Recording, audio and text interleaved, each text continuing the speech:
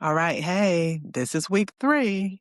Can you believe that we are almost all the way through Philippians chapter 4, verse 8 together? We've come so far.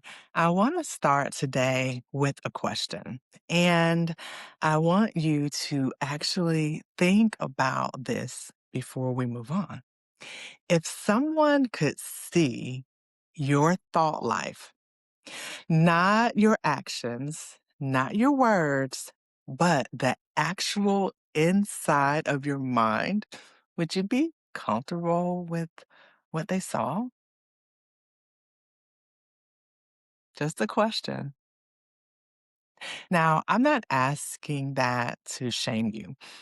I'm asking because Paul is about to ask you this very question. And the beautiful thing is, he's not asking it to condemn you either. He's asking it to call you upward.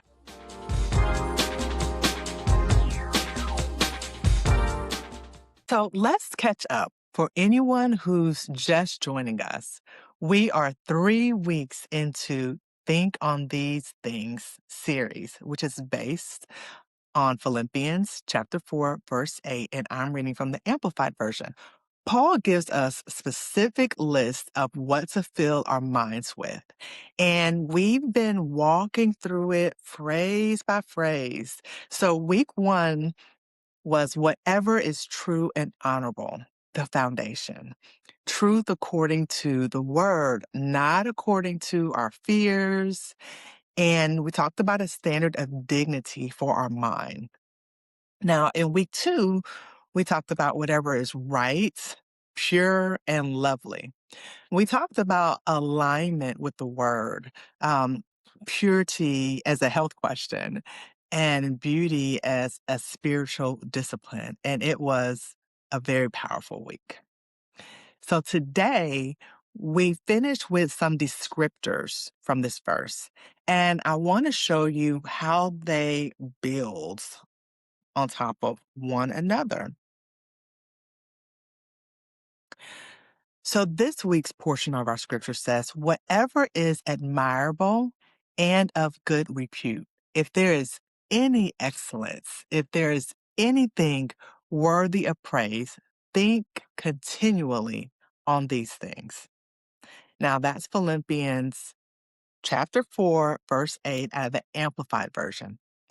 3 things this week: admirable, excellent, and worthy of praise. Okay, we're going to get into this. So, we're going to start with whatever is admirable and of good repute. Now, the word admirable in the Greek, it carries the idea of something that is well spoken of, something that if it were held up to the light, it would reflect very well. Something that if people who love you most could see it, they would be at peace. So let me say that again. If the people who love you the most could see your thought life, would they be at peace? I'll tell you, there were seasons in my life when the answer to that question would be absolutely not. Absolutely not. My thought life was full of grudges. I was rehearsing in my mind comparisons I was making, worst case scenarios I was scripting, bitterness that I was marinating on and in, and none of it was admirable at all. And none of it was making me more like Christ. But here's what I love about Paul. He doesn't stop at the conviction part. He gives the alternative. He says, think on what is admirable, look for it, search for it in your day, in the people around you, in the character of God, because it's there. If you're willing to look, it is there. So then we go on and we talk about the next portion. If there is any excellence. Now, this one is interesting. And the Greek word for excellence is orete. I don't know if I'm saying that correctly. And this was actually a classical virtue word. And I practiced it several times and probably still not saying it right. But the best version of this word saying it's being the best version of what it's created to be, its maximum potential, the fullest expression. So when Paul uses this word for the Christian mind, he's calling us upward. He's saying, don't let your mind settle at the floor. Don't make peace with mediocrity in your thought life. Look for what is excellent. And I want to be really clear about what excellence is not. So excellence is not it's not perfectionism. It's not striving.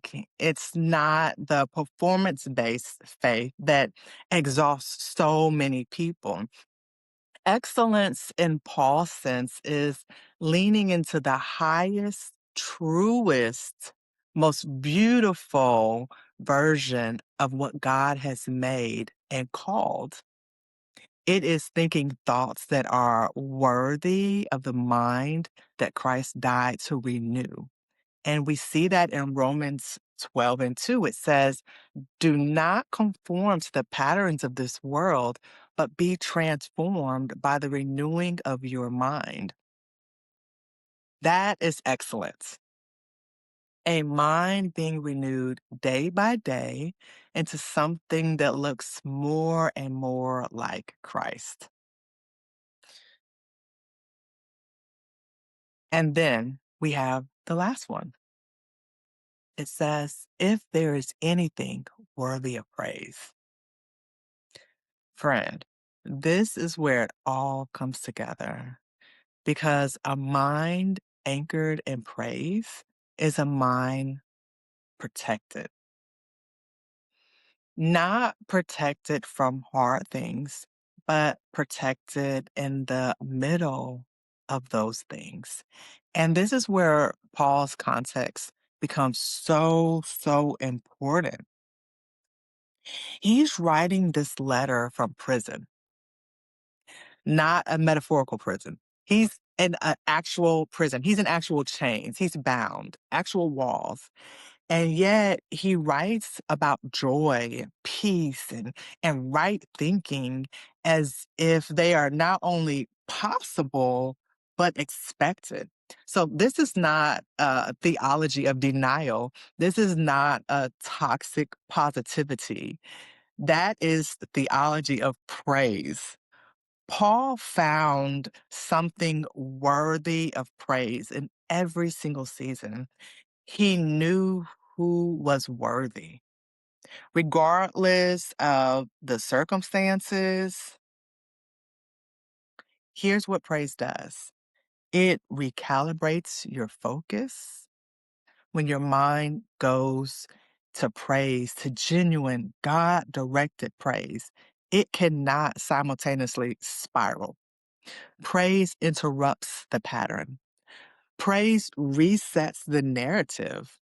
And praise reminds you of who is actually in charge. And I want to say this for the woman who is in a really hard season right now. And I'm not telling you to pretend. I'm not telling you to smile and say it's fine when it's not fine. Praise does not require your circumstances to change. Praise is the thing that holds you while you wait for them to change.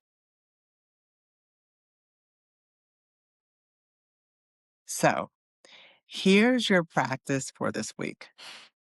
I want you to start and end every day this week with intentional praise, not a performance of praise, not forcing yourself to feel something you don't feel, just an honest acknowledgement of what God has done, what He is doing, and what He has promised.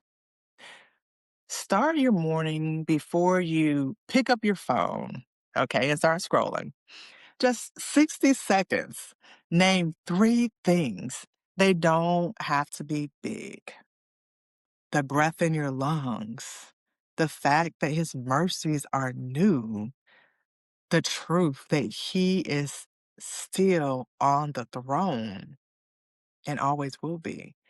And at night, before you sleep, do the same thing.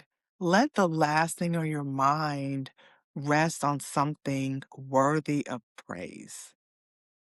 And watch what happens to the rest of your thought life when you build those two bookends into your day in the beginning and the end.